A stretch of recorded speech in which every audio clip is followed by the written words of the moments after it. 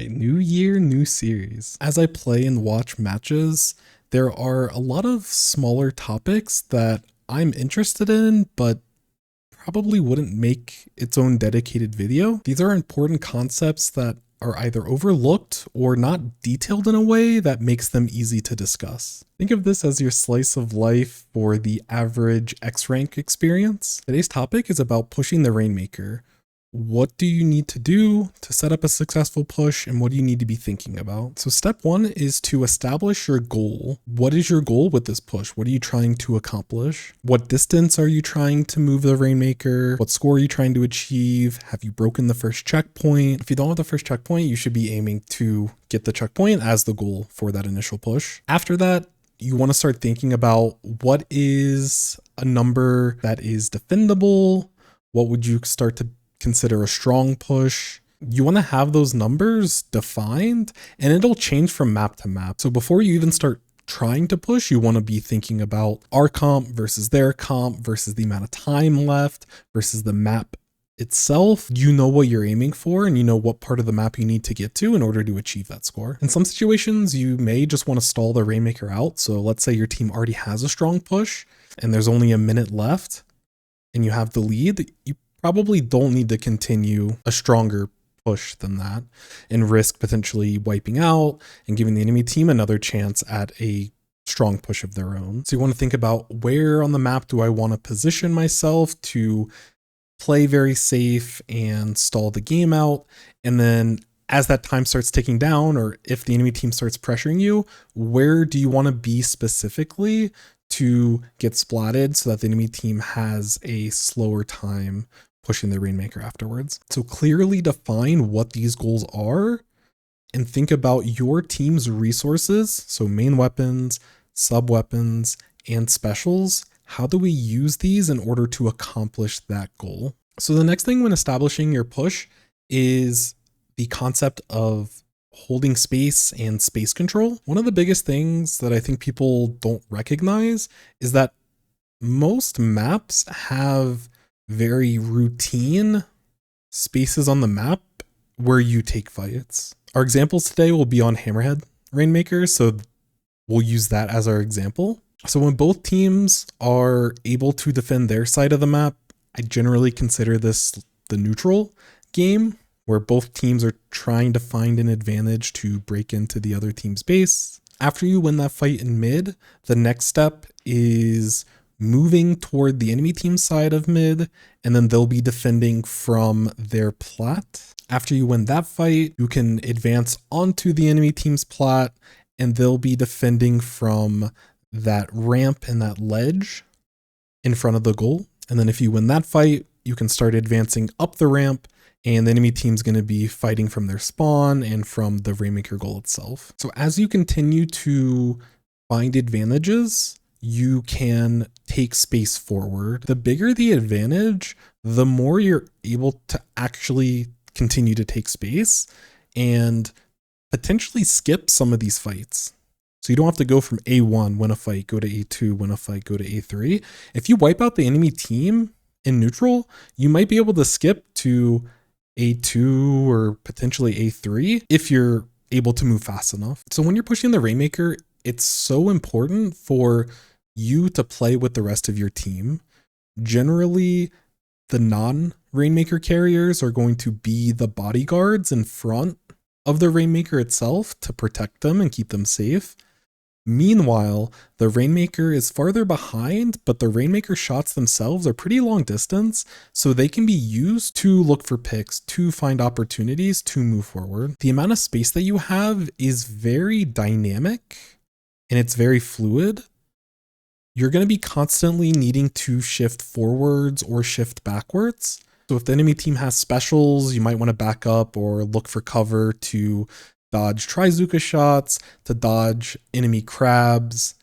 If they throw their Ink Storm over the area that you're trying to push or the area that you're trying to hold, you may need to back up a little bit and give up that space while the Ink Storm is over that area. And then once the Ink Storm is over, you can look to push up again. So when the enemy team uses specials, you might have to temporarily back up, wait them out if you don't have a counterattack plan in mind, and then you can try to take that space back once the duration of the special is over. Player advantages are another reason why you may need to move forward or backwards.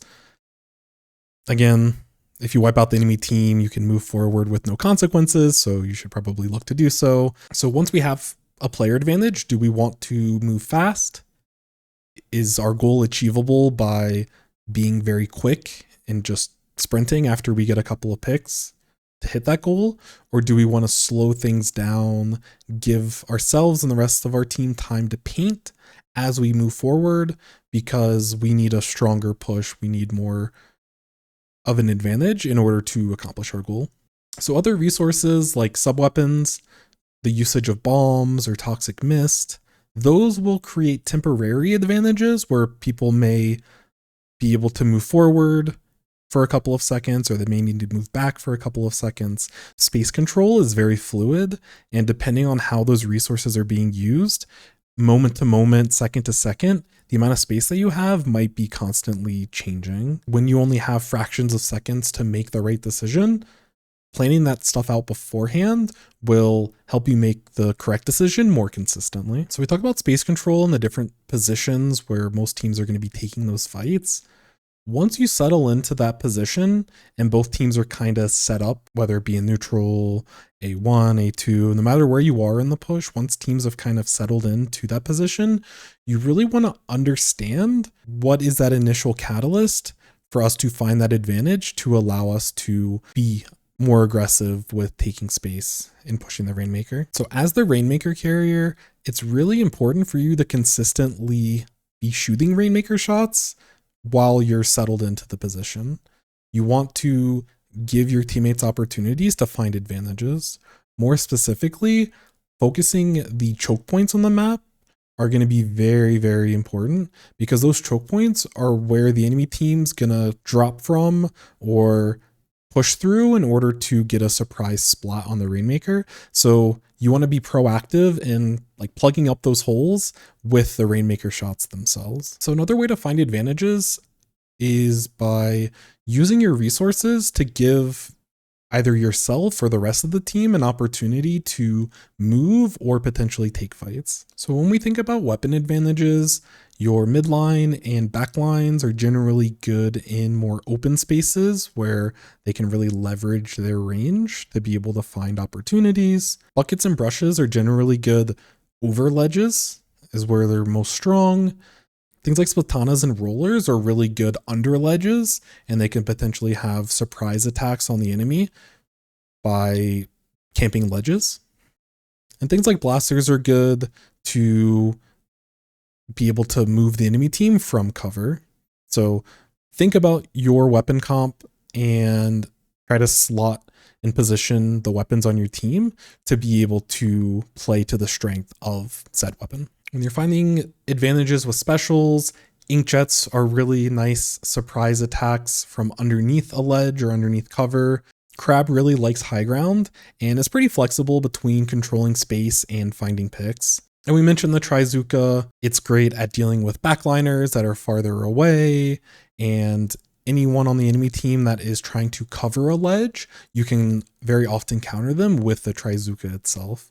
So again, position your specials and set up your specials for your team in the appropriate areas and timings to find those advantages. A lot of times in order to find an advantage, you'll need to combo multiple resources to find that pick or to create that space to find that advantage. Thinking about inkjet, you can use Rainmaker shots or you can use bombs around those ledges to push the enemy team back.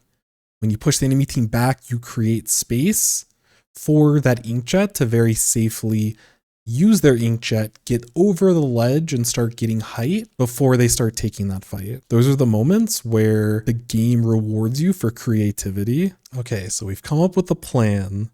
We've settled into our space. We've even used our resources to finally find an advantage. Next, it's time to score. In order to score in Rainmaker, you need to take space forward.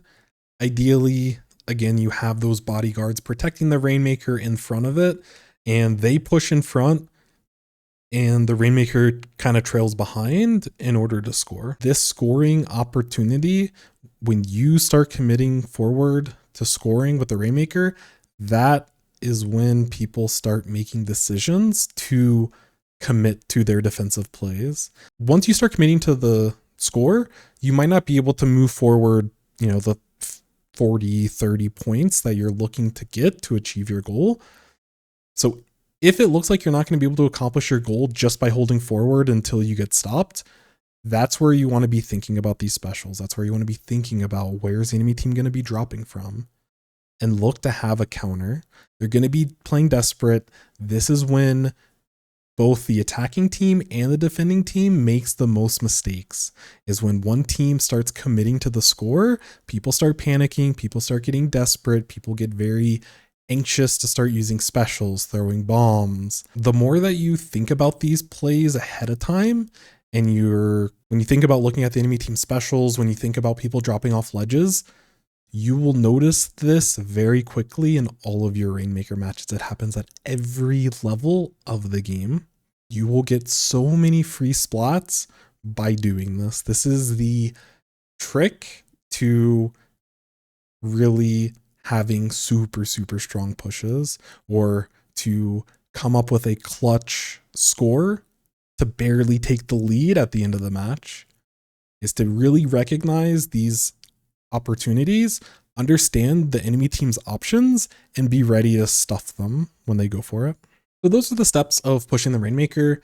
A couple of things to avoid and just other general tips that I haven't really covered yet. I mentioned it before, but wiping out as a team, you want to avoid it almost at all cost. Unless wiping out as a team and having 4 people playing super aggressive is the difference between you taking the lead toward the end of the match, or maybe it's a risk trying to get a KO. Sometimes it's worth putting in that risk, but at all cost, avoid wiping out. It just leads to a quicker counterattack from the enemy. There might hit a certain point in the push where you're the bodyguard for the Rainmaker. You've given them enough space to be able to have them push to whatever goal that you've established, and they can get there without you having to get splatted as the bodyguard. Let them push in front of you, let them go down. If you're really nice and kind and you want your teammates to love you, back up a little bit at that point and give them a safe jump so you can hold that space. And if only the Rainmaker goes down, you might not have to give up any space. You might be able to stay at A2, or you might be able to stay at A3 and still be pressuring the Rainmaker at the enemy team's base, even after the Rainmaker itself goes down, or even after one person goes down. There's a big difference between losing a fight and going down 2 players versus losing a fight and getting wiped out completely. Especially in a mode like Rainmaker, wiping out is almost always catastrophic. Scoring is so volatile in this mode. You have to be careful. Please, please, do not wipe out. Do not wipe out. Another thing you need to be careful about when you're pushing is enemy players that are sharking. There's a lot of spots where you can hit with your arcing Rainmaker shot to start getting info and picking out where people are going to be sharking. Going back to your game planning, when you're in neutral, where are those common shark spots? When you're in A1, A2, as you keep pushing closer and closer to the enemy side, what are those shark spots that you need to be careful about in every single one of those stages of the push? And also what flank opportunities open up for the enemy team that they might potentially catch your team off guard. Another thing is that you don't want to get too greedy. You really want to avoid being greedy with your pushes. And that's why establishing those goals is so important. Just take the points. Just take the points. If you do not, you might regret it. And then another thing, as I mentioned before, we're sacrificing the Rainmaker and just letting them go down so your team doesn't wipe. There's another strategy, depending on your comp, where you can have a continuation push. And what I mean exactly by that is that the enemy splats the Rainmaker carrier during your push. The Rainmaker bubble comes out, And your team might have some sort of game plan, or you might have a certain composition where you can get that pop very consistently, even with one of your teammates going down that was holding the Rainmaker before. Certain specials are really good at the continuation push. Think about Hammer, think about Reef Slider, talked about Vacuum before. You can potentially cheese that pop and catch the enemy team off guard and be able to continue that push. So let's go over a couple of examples from my X-Rank matches to demonstrate the concepts that we talked about. For a little bit of context for this push, it is in neutral. While we have enough space to be able to move forward and pick up the Rainmaker, we don't have enough space and I don't have enough protection as the Rainmaker carrier to try to score the checkpoint. So I want to pick up the Rainmaker, and I do see that the enemy shot has a Zuka and I need to be careful. So this first clip really highlights the concept of playing off the enemy team's mistakes and really finding that advantage. I see on the right pit that the enemy wipers put themselves in a bad spot with no real escape. When they're stuck there, they're basically forced to either jump back or to find a pick. While this is a great opportunity for the team to go for this pick, I still want to keep my distance as the Rainmaker carrier. My role in this play is to keep the choke points on the right pick covered while my teammates move in to close the gap. They're the ones that are actually going to confirm the spot. Once my teammates have committed to the fight, my role is to face forward and hold off the rest of the map while I wait for them to convert on the play and to find that pick. Now my eyes are set on scoring the first checkpoint. While I start painting and clearing the path for my teammates to push with, I notice that the enemy zap is stuck in front of my Rainmaker shot. While we already had an advantage, this is yet another opportunity for us to potentially single out a member of the enemy team. Because they are painting on the right side, their body language is telling me that they're most likely going to move right. I'm going to use my next shot to predict that movement to the right so that our team's able to find this pick. Unfortunately, I'm not able to catch the enemy, but I do force them into my teammates from spotting the wiper a few moments ago. With 2 players down on the enemy team, we have enough of an advantage for me to want to start committing to the score. As I start moving forward, there's one more obstacle in my way. I'm concerned about the inkjet from the ballpoint. So as I'm moving safely behind my teammates, I have my eyes glued around those grates to really see how that ballpoint's going to react. If I dash to the checkpoint prematurely and I commit a little bit too fast, the ballpoint will have an easy shot with the inkjet, but I do need to move fast with caution. As I move forward, the ballpoint's more interested in stopping my teammates' momentum rather than stopping the Rainmaker, so I'm able to take the checkpoint for free and our team's ready to continue the push. So this next clip is later on in the same match where the enemy team has taken the lead from us after we got the checkpoint. And the focus on this will be around space control. Later on in the same game, our team needs a decent push with under 2 minutes left. I want to talk through how to set up a push in this scenario. With the amount of time left, I'm happy with planning a push just to take the lead. So while a score of 44 is not comfortable, it is comfortable enough to defend a single enemy push. At the top of the clip, I want to mention how bad it is to wipe out from a team perspective. You can freely hold forward without having to waste time painting or sweeping or having to look for sharkers from the enemy team. Your entire team can cheat forward all the way until you're in a position to start a fight with the enemy team. Because we were able to wipe out the enemy team so quickly after they lost the Rainmaker, we're able to move forward for free and take extra space. So this is 2 potential fights we would be forced to take that we get to avoid all because of the enemy team wipeout. So once we set up on the ramp, I can see that we have multiple specials and we have a pretty significant special advantage. So I want to look to take this fight very quickly. While I focus on controlling choke points with the Rainmaker, the Dapples is looking for an opportunity to Reef Slider anyone that's potentially positioned on the left side of their plot. So with those picks and finding a player advantage, we're able to start committing to the score. While I would like to take the lead at this point, I know that the enemy team is going to be doing everything in their power to stop me from being able to score and try to take the lead. I'm expecting the enemy team to be playing desperate. I know that that Trizuka will be aimed in my direction. I'm going to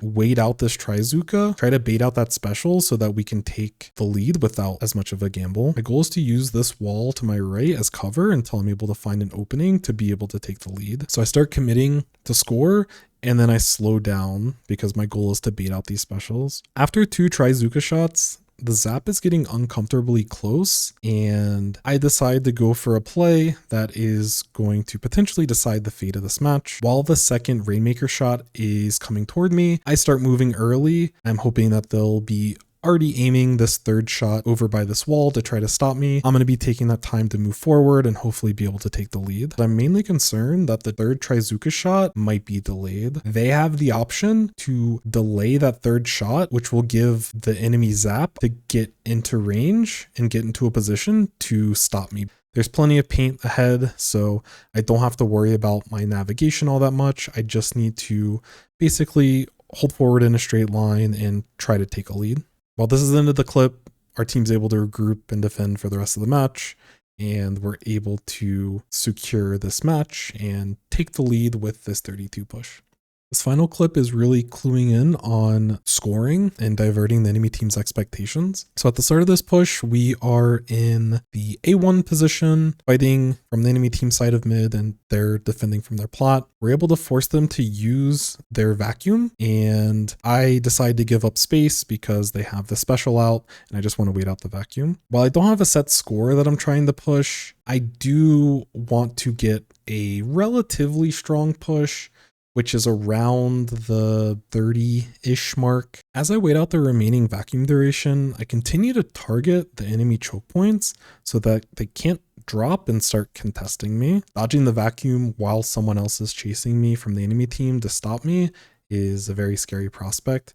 So if I can hold those choke points and prevent the enemy from dropping off the ledge, then I'll have an easier time being able to stay alive. Once the vacuum projectile is in play, I retreat back into mid and I'm able to avoid the blast. Immediately after the vacuum projectile is gone, it's important for me to focus my attention back to the base of that ramp and close off that choke point. As I shoot these shots, we're able to secure a splat on the blaster, which will allow us to continue this push. In any position with the Rainmaker, you want to consider all of the potential areas that you need to defend and support with your team. When we look in this scenario, there's 4 common choke points that we need to consider. There is the left ramp, which is the strong side that the enemy team would push from, the dot block, which is the ledge that supplements that ramp. Usually things with range or mobility or things that are good around ledges will try to use that area. There is the grate, which is high ground for backlines and for certain specials that want high ground. And the final option is the rate drop, which is flanks, which we don't really have to worry about in this example. We have paint over the area. If it wasn't painted, I may want to dedicate one of my Rainmaker shots over there to make sure that that choke point is painted over before I start looking to push on the left side. As I look to move forward to start to score, I notice the enemy splash has their special ready. So I pre-fire the Rainmaker, predicting that they're going to be crabbing up on that great area. While my prediction's correct, I still take a lot of damage from the crab and need to take cover behind mid until that crab has been taken care of. Moving forward, trying to score. Enemy team's going to get desperate. As I start reaching the base of the ramp, I see that the enemy Tetras has their reef slider ready. I'm telegraphing with my body language that I want to push up the ramp to score. I can slow down and use this podium as a shield from the blast, bait out this special, and potentially look for an opportunity to score. I'm able to guess correctly, and the reef slider commits all the way down the ramp. So I'm able to either help with cleaning up this reef slider and get the splat with my teammates, or I can take an alternative path, get to the plat through jumping off of the stop block. I see the enemy blaster dropping as well. Both of them very desperately commit their resources early. I'm able to beat them out. One of them uses a special, the other one drops from the ledge. While blaster is a relatively slow weapon, I'm able to use the time between their shots as a way for me to start climbing up this ramp and look for scoring opportunities. The gamble pays off and I have my sights toward the goal. I just want to hold forward. My goal isn't to KO. I just want to get as strong of a push as I can. With this push, we're able to get all the way to 14. That is even farther than my initial goal of getting around 40 points. So I'm very comfortable with this defense and stopping the enemy team's final push. So I hope these examples help with structuring these Rainmaker pushes. I really want to try to define the different parts of Splatoon so that people can talk about this as they're trying to learn and improve and really pinpoint where your team might struggle in Rainmaker. Maybe there's a certain part of attacking or defending that your team really struggles with.